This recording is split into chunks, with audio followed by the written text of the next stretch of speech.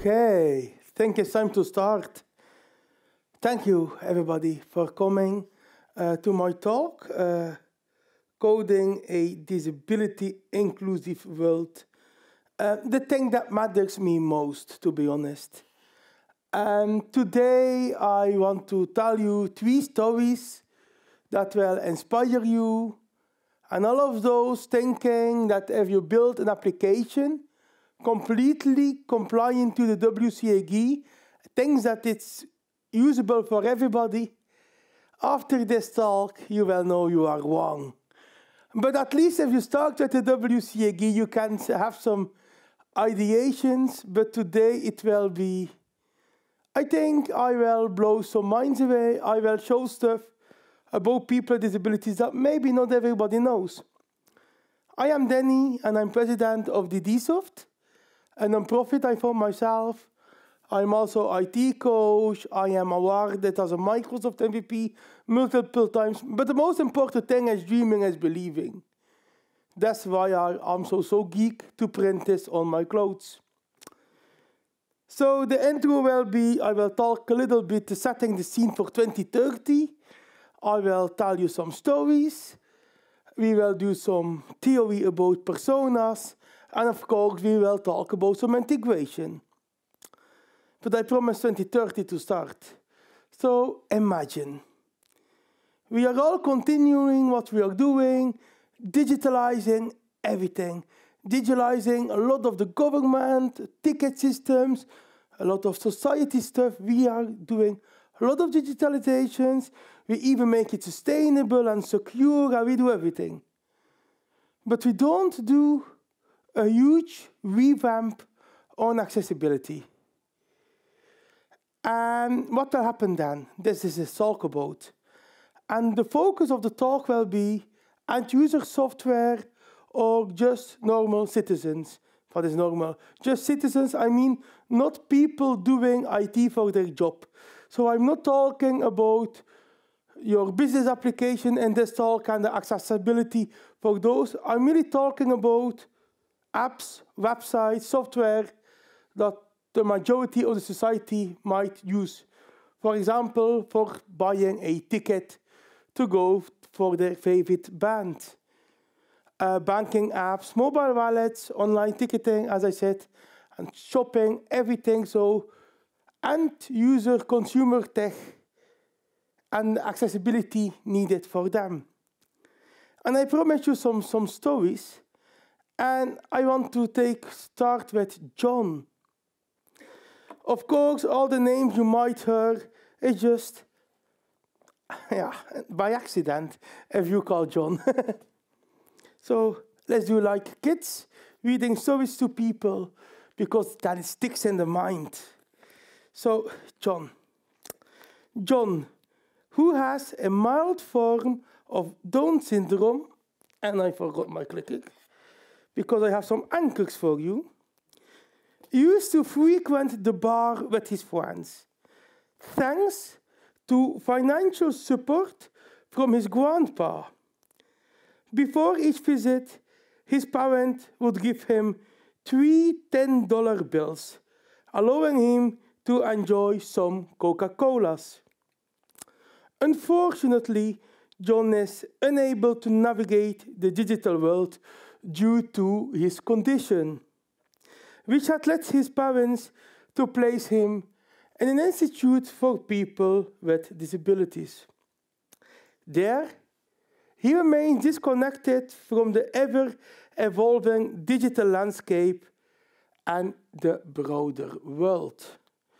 So that story has it has a sad ending, because it is, if we don't do a huge accessibility revamp, is the reality.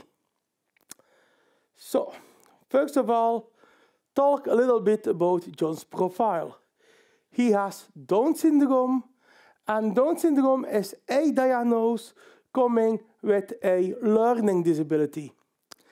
And people having those conditions, the combinations, there are other learning disabilities not having Down, but if you have Down syndrome, it always comes with learning disability. But having learning disability, you have some additional needs, iconography and pictures, speech, easy language, low-budget devices, and in-person interactions. And we're going to deeper on them later in this chapter. But first of all, what is a learning disability? Because we are here with geeks, all our intelligence quotient is above average. And sometimes we don't see what is too far from our bed, like John and his bed.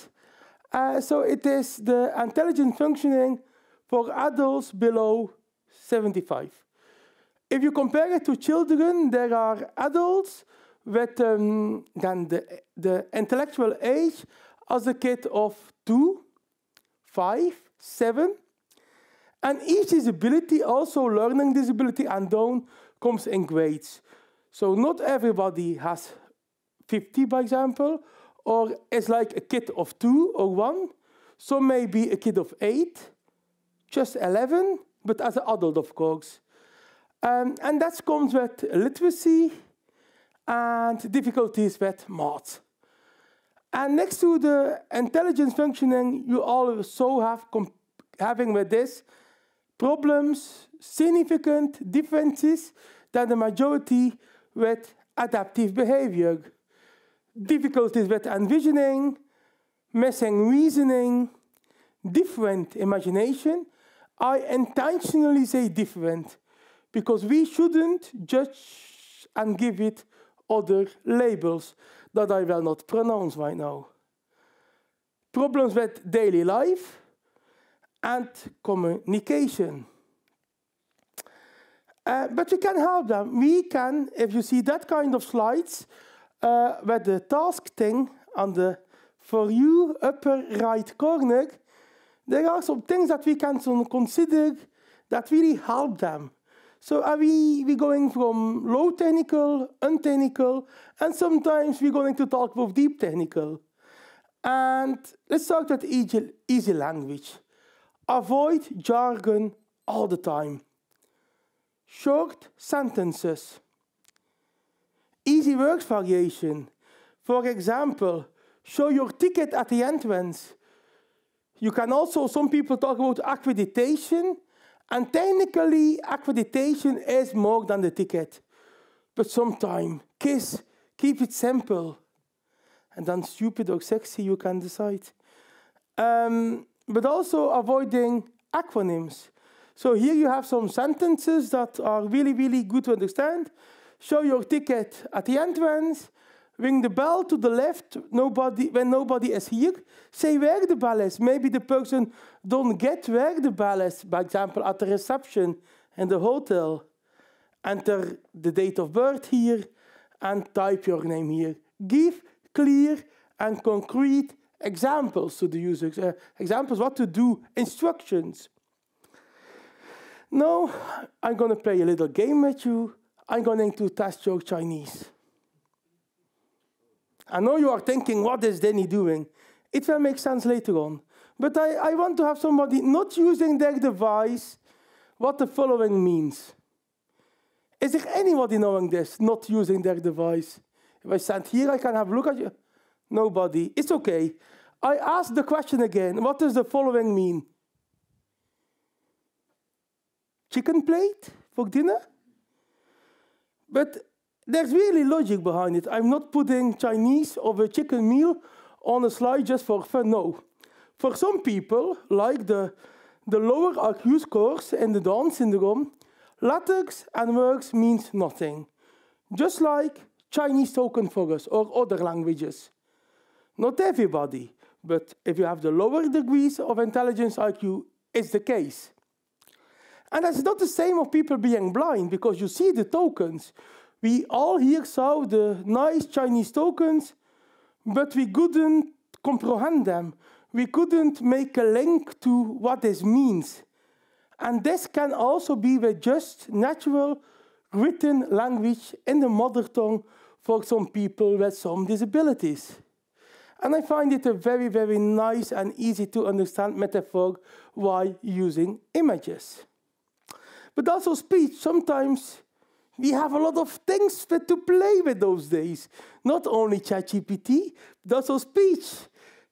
artificial speech. So add a speech interface to everything. Let it read aloud all the stuff, or give the opportunity to read aloud. And no, please, I hope nobody in the room is thinking, yeah, but we have screen readers. Yeah, we have, but there's one big problem with screen readers. There's a good thing about them. They are great for people being blind or having vision loss. Amazing. There's a bad thing about them. Just testing my clicker. Let's imagine your eyes are looking at the characters of speech. And you start with a screen reader, but you see everything, just like, remember my Chinese lessons for you.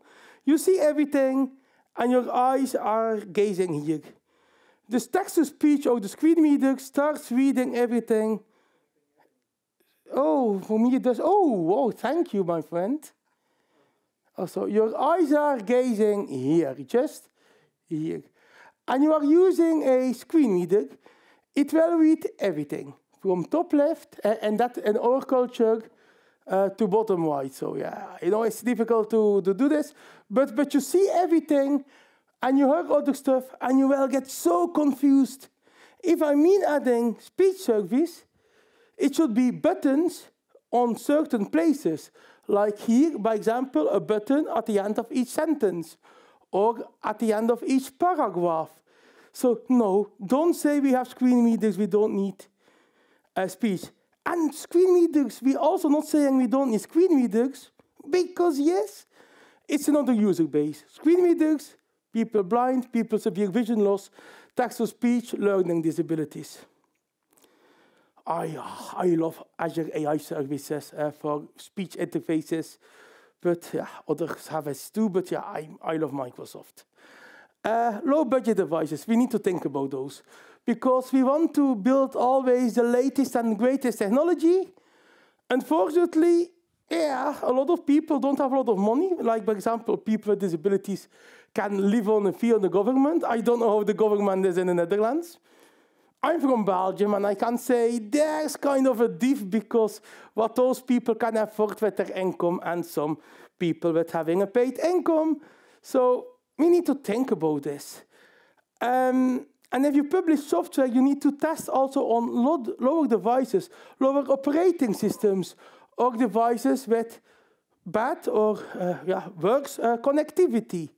Because if you're building everything that is amazing and accessible on the latest devices, what to do with those not having those, and also not being able to afford the latest devices. And I know we are geeks, and I am too. But never forget the importance of in-person interactions. Not everything needs to be digital. I do believe, and I do love the idea of digital twins. But there's something really important about the twin. A twin is not a replacement. It's next to each other. It's the in-person, real, physical thing with the digital twin next to it. That's not the same as replacement. And some people will prefer the digital, and some people will need or prefer the in-person, the material version. And sometimes even human interactions are needed. This can be a human in the loop taking actions, or a human making exceptions. By example, you are going to book some tickets to go somewhere. Of course, this is all digitalized, but what if you can't use that software? Are you cursed not going to all the concerts that you want? Or do you need to ask permission to a person who is able to book that ticket because he don't have that disability? That's not an inclusion. And this causes for a decreased quality of life. Let's imagine John is 25.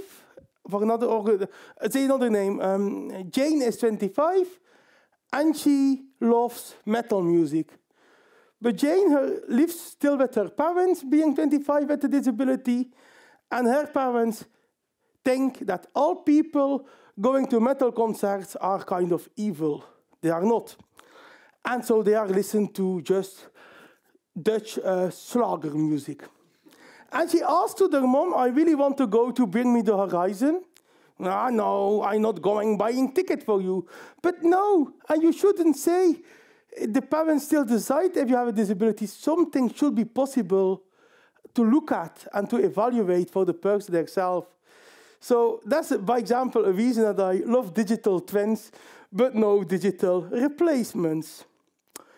And of course, you are all good people. We are all good people, otherwise we wouldn't be at this conference. So we are starting to build all the advices that I said to you, and we are 2030. We built everything with speech interfaces, with everything. And maybe the story of John has another ending today. Let's hope.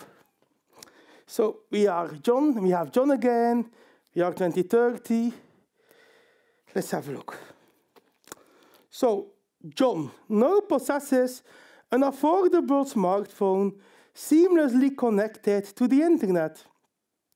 He and his friends have joined a social network called Smile, which relies on pictographs and images to represent local pubs and restaurants.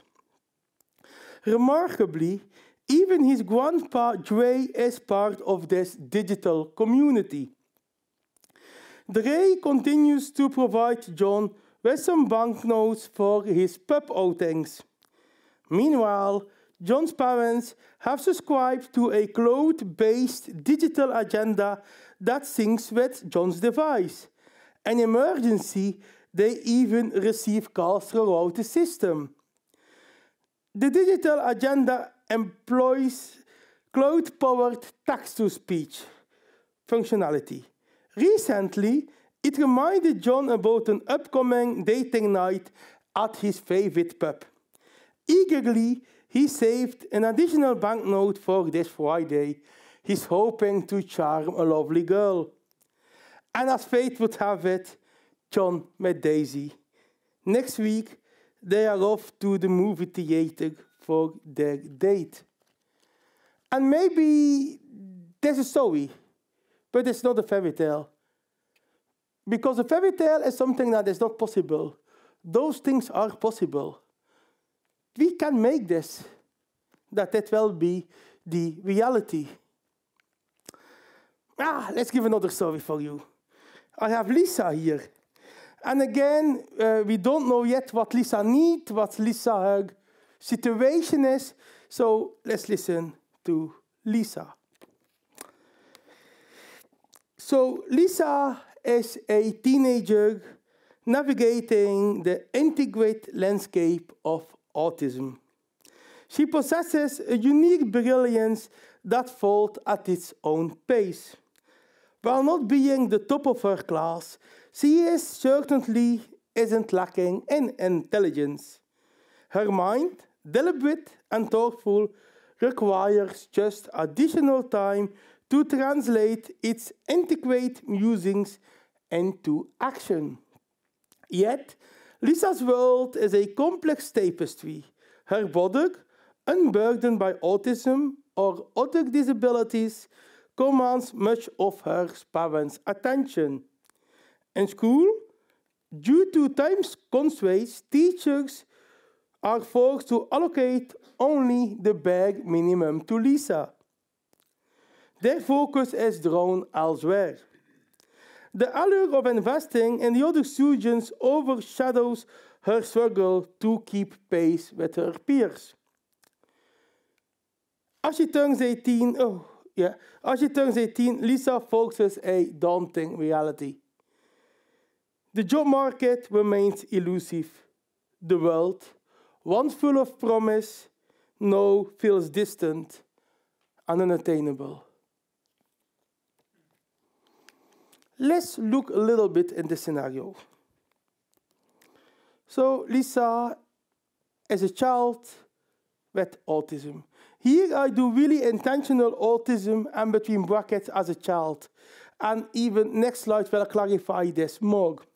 So children with autism need more structure, more time, more exercises, and more trust.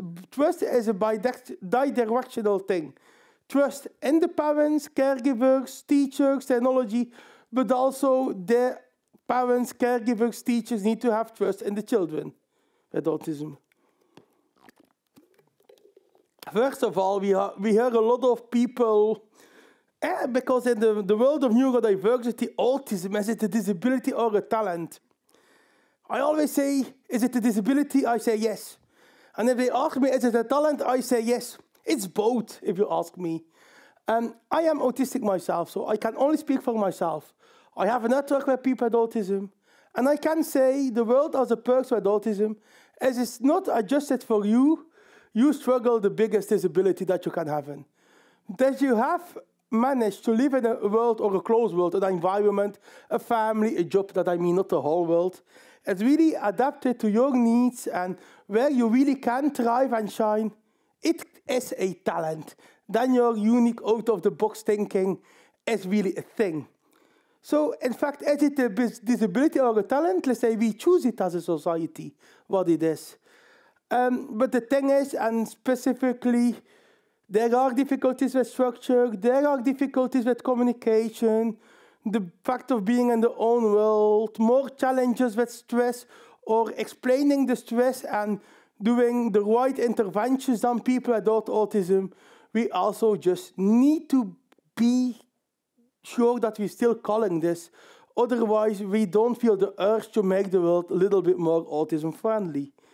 But I said in the 2 slides ago, is it that Lisa is a child with autism? So we need to talk, we need to compare for this children on the spectrum versus adults on the spectrum. And you can see it, let's say in the next way. Children, you can say structure is missing. Adults, you can say they need sometimes more help with structure. Children, different behavior. And if I say different, let's say that's not the label that other people give. Again, it's a word that I don't want to pronounce. People having a shutdown or a meltdown, so crashing, panicking. Maybe they are seen as stubborn.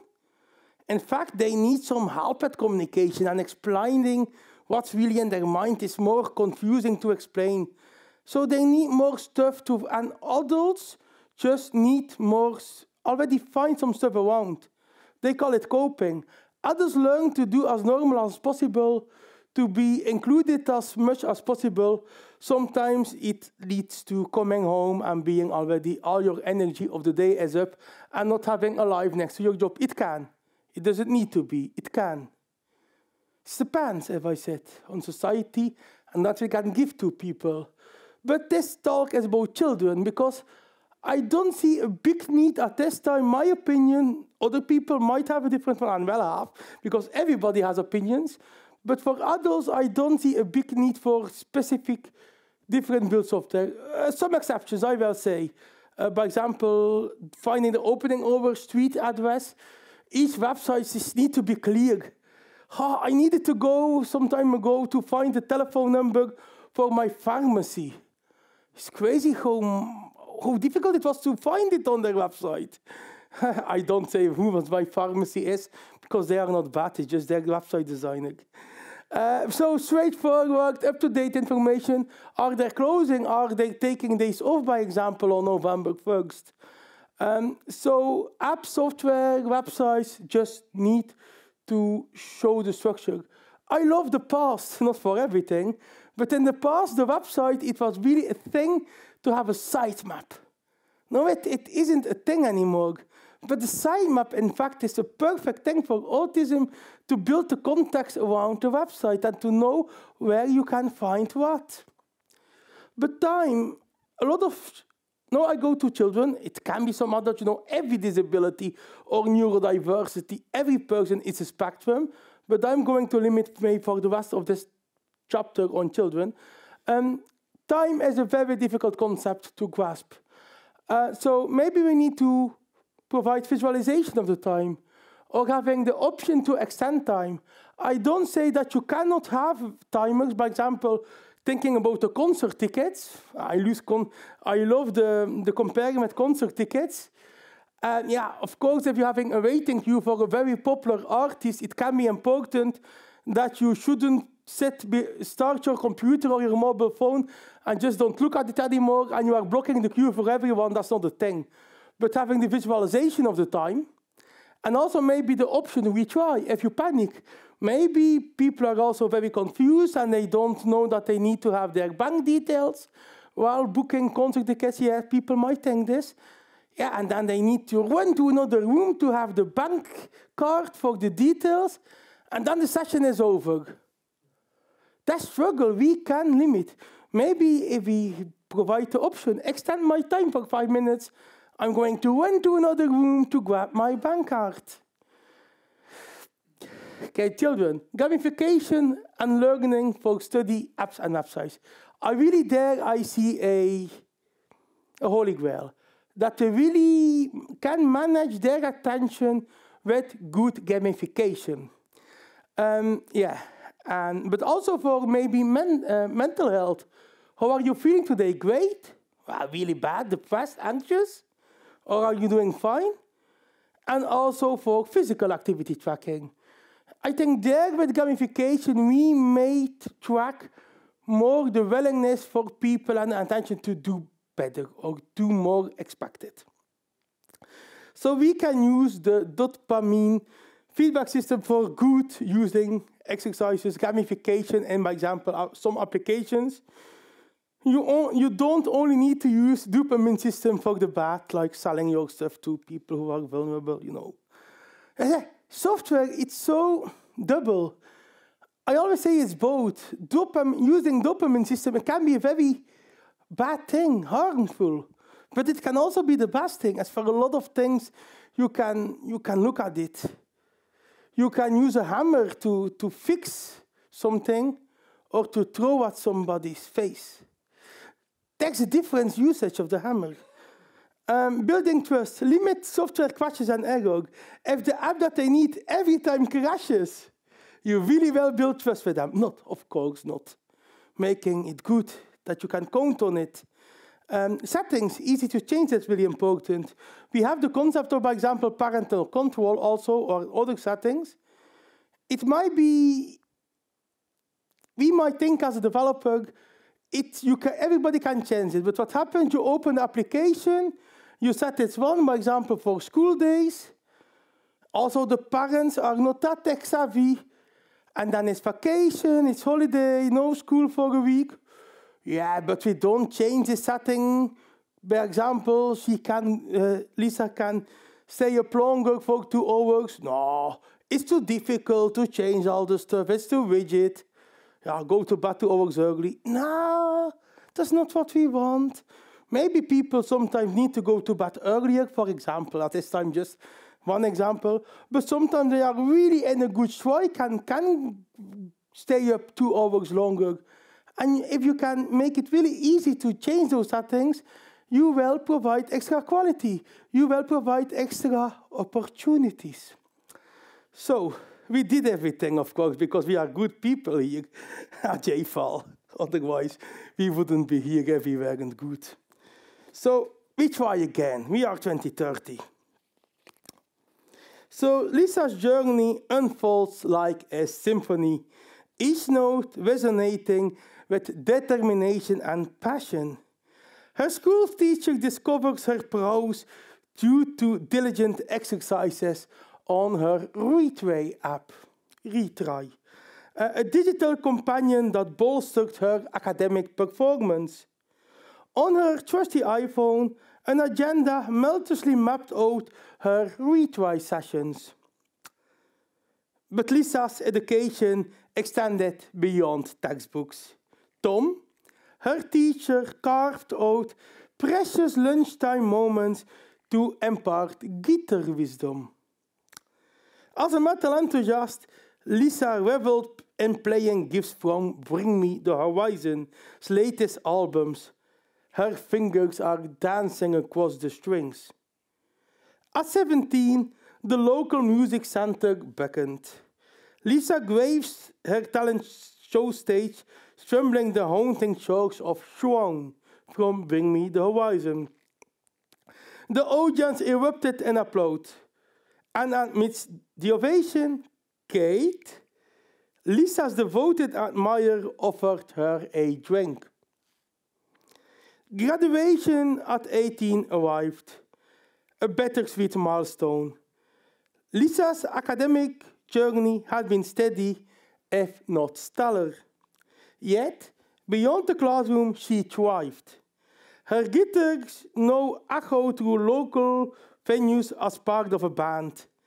Their eyes sat on the grand prize in a nation-wide music talent show.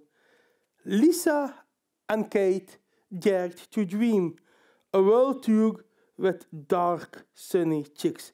That last one, dark, sunny chicks, is just my metal fantasy. Don't take it personal. Yeah, we have another one. We have Kim and Dave. So Kim, 56, grapples with the aftermath of a severe brain injury. When communication and comprehension are just tasks. Her devoted husband, Dave, aged 66, faces the early stages of dementia. Together, they navigate a world where physical reality intertwines with mandatory digital counterparts. A labyrinth they struggle to traverse.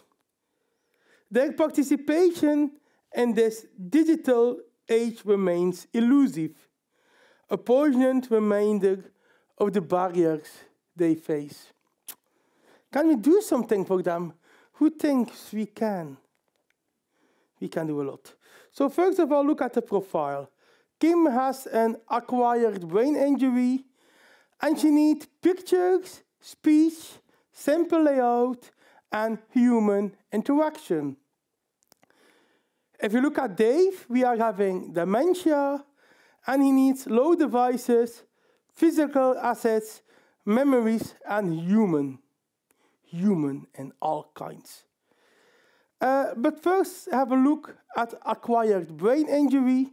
So it is an intelligence decrease with a concentration decrease, and it happens due to an accident or a disease. So an accident, like a car crash, can cause this acquired brain injury, but also some diseases, like having a brain tumor or something else. But then they need simple layout, human in the loop, and easy language. If we think about dementia, we are having a decreased brain functionality, decreased memory, and not able or having it way more difficult for learning new things. Their brain also stuck, and their thoughts, their memories, are staying, let's say, in the past. So also there we can help.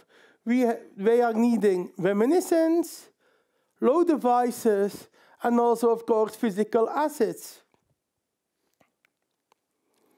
So simple layout, bright backgrounds, large font, limited need for navigations and icons. Why bright backgrounds? Very crazy question, but if you look, for example, for dementia here, we are an acquired brain injury. Those people are used just to the physical world, the real world, the in-person world. And paper with text on and books are always black and white. The easier you make them to link technology with the digital reality, the easier to comprehend. Large fonts, so the idea of putting everything on very small fonts that you can put more letters on the sheet of paper is not always a good thing for accessibility. If you build a simple layout, you need to reduce the need for navigation, and you need to have a good usage of icons. Low devices. Now people are thinking, what has this to do with dementia or acquired brain injury? And to be really honest for you, nothing at all. I just wanted to think about a lot of those people are getting aging, and most of the time a disability isn't a single thing. If you're having a disability or a difficulty or a disease, it's come together with other things. We also give it the word to comorbidity. So in that case, if you're already getting dementia, yeah, maybe your eyes might start to, let's say, reduce quality of hearing. So the idea of the maximum volume, because it's good for your health, can make it really inaccessible for people. And also older and specialized hardware might be required, also older or specialized devices. So if you think about the extensibility of to run on the platform of the applications you build. Reminiscence is a methodology to build stuff that people get remembered on their past. So they train their brain. So questionnaires about past life, images and quotes of on this day, 2 years ago, 10 years ago, 20 years ago, this happened, can be a really, really good thing to train the reminiscence. And also simulating family interaction is also working on the reminiscence. What happens for people with young dementia or starting dementia and reminiscence, what will we do there? We will postpone, we will limit, let's say we reduce the brain capacity, maximize the brain capacity for as long as possible and reduce the period, the times where the dementia is at its peak. Very good. But also human takeover. Like if you a hospital and you have a website to maybe book your appointment with your doctor for other stuff, or having a telephone center with all numbers to choose, so you are talking to a computer, not to a human. For some people, this can be very, very difficult or impossible. Then having the option for speaking to a human can be very helpful. Human in the loop, so really talking to a person, or maybe we need to fill that form in with somebody, of just talking, just having the ability to go to a reception and maybe book something. And of course, then we have the human interception. The difference there is if it goes wrong. You need to, by example, fill in a form, by example, with your bank account, but you don't have a bank account. Some people still haven't. What to do if you really want that stuff? Real money, real physical assets. Old parking systems with buttons are so good. Some people can really drive a car and are still capable of driving a car, but cannot work with a smartphone, or used to just have a regular cell phone. But you need the app to park. Goodbye, not welcome in the city anymore. What? It's not okay. And also the ticketing system for public transport, meeting centers, we need to be aware of people not being like us, digital geeks, having the latest and greatest and all the possibilities for all the apps. Yeah, I'm not telling this yet, otherwise you will run away and I still have time to, tell you a lot of stuff. So we need to do some personas and persona mapping then in the process. So what is a persona? It is a possible person with the recognizable name. You include the basic description of the person, and I'm really fan of the idea of positive wording. So we have an example for Hearing Harold, and it's a recognizable name. So his basic personal information, 70 years old, he's male, he is a retired woodworker. Unfortunately, he is also a widow. That's his personal information. Then we have nature, Paul, his old friend, and birds.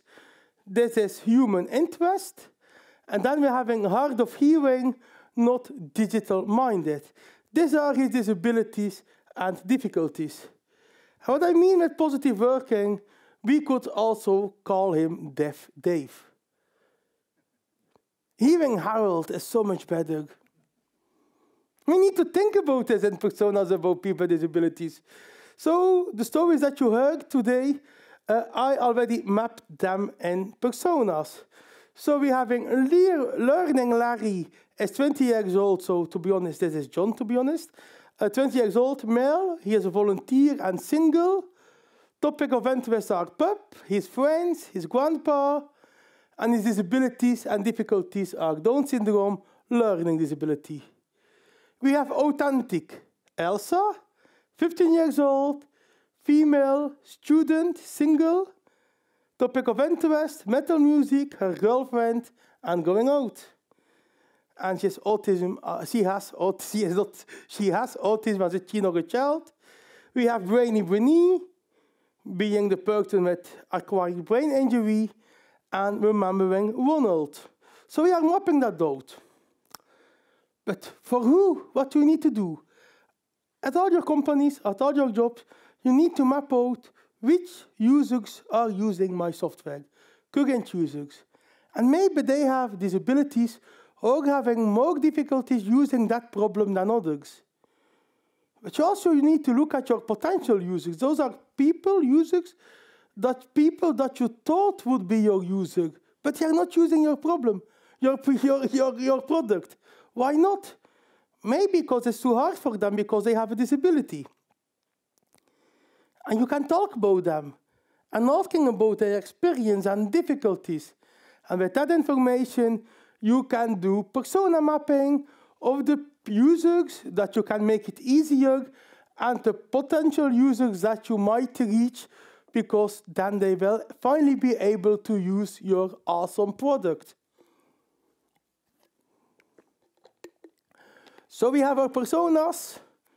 In the beginning of my talk, you saw a lot of things that we can build via software. Us, as engineers, or programmers, or hackers, or how you want to call us. But now we have the personas of all the people that we can reach more and that we already have. How do we integrate them in our software roadmap? So we need to link everything. We need to list down the personas and the difficulties or disabilities. And we need to look up, or maybe sometimes you already know, the accessible accommodation and approach for each disability-difficulty. And then also we need to have a nice to have. So we have the need to have and the nice to have, just like we do in regular startup, software culture. You have the nice to have, the needs to have. We are also doing this for the accessibility accommodations. So again, basic example, not being in my user stories, is hearing Harold, hard of hearing. He really needs low device output and subtitles. The nice to have can be assisting hearing aid support. Then we have not being digital minded, easy layout, bug-free stability, and human interception or takeover. And a nice to have here can be an exercise interface. This is just an example. I'm not saying both columns are right in that situation. You really need to map the out with the users you might want to have or have, and what your software doing at this point. So it's not a one-size-fits-all. So we have for John and Lisa, we have learning Larry, having the iconography, easy language. All the stuff that I talked about in the last slide, in the first chapter, I mapped it out in the white columns. And then we have Kim and Dave, also what you need to have for the disabilities they might have, and also the nice to haves. So I'm building everything. I don't have a lot of time yet, so maybe we just end with the next thing. Maybe you are curious what 2030 will be for Kim and Dave if we are doing it in the right way.